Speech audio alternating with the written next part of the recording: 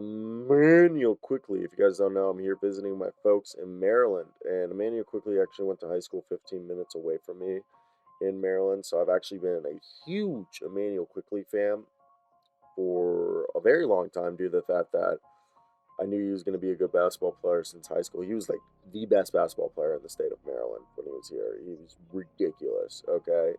And let's just get right into it. He's a guy that's supposedly receiving trade interest from contending teams. Like, all the good teams would like Manuel Quickley. And I don't blame him. Manuel Quickley's a great basketball player. A lot of teams should be interested in Emmanuel Quickley. And the whole thing with this team is that they're, look, the Knicks are in this weird flux because they got young guys, but they're starting to become a good team. So they're trying to move on from young guys to become more vet and like become contenders. So I get that. I get that. But Emmanuel Quickley, in my opinion, has been phenomenal this season.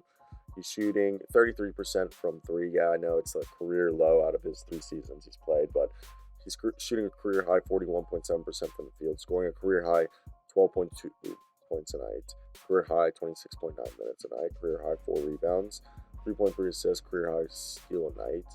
And he's a phenomenal basketball player that I enjoy watching on any given nights.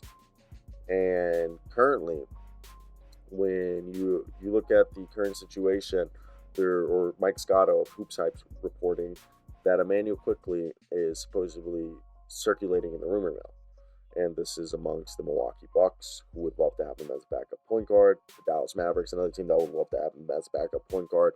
The Washington Wizards and others have expressed interest in him. Wizards would love him because anything is better than Monte Morris. And Monte Morris hasn't been that bad. It's just he's like an elite backup point guard, and he's an average starting point guard. That's kind of how it works with him. And again, there's nothing wrong with that. It's just like you rather have Monte as your backup, not your starter, is what we realize. And for Emmanuel, it's interesting to see that he's been on the block just because I don't think New York will be able to afford him next year. However, New York's asking price is a first round pick, especially with his improved play amid the loss of RJ Barrett, is making it tough for a trade to come to fruition. Prior to facing the Bucks on Monday night, Quickley was averaging 19.1 points, 47% shooting, 4.5 assists, 4.5 rebounds in 11 games. Through 8 starts, Quickley has averaged 20 points, 5 assists, and 5 rebounds.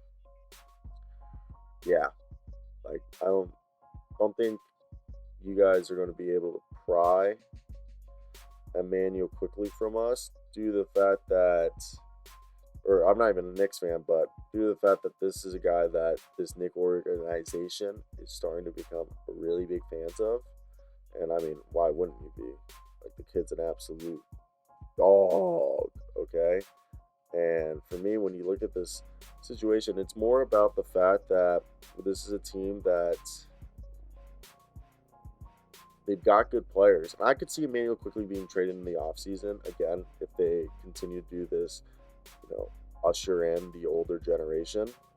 Or not the older generation, but more vets, as they're clearly attempting to go on to build this team into contenders. And I understand that if you don't believe in all the young guys, and if Quickley is one of those young guys that you're like, okay, he's still a little bit green behind the ears, and they think that he needs a couple more seasons before he can actually be someone who makes an impact and helps your team win.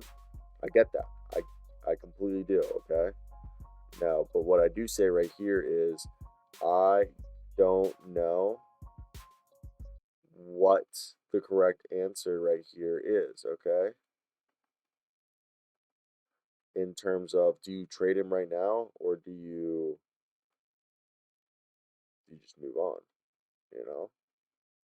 Like, or do you just move on with him and try to keep him as long term? I don't know.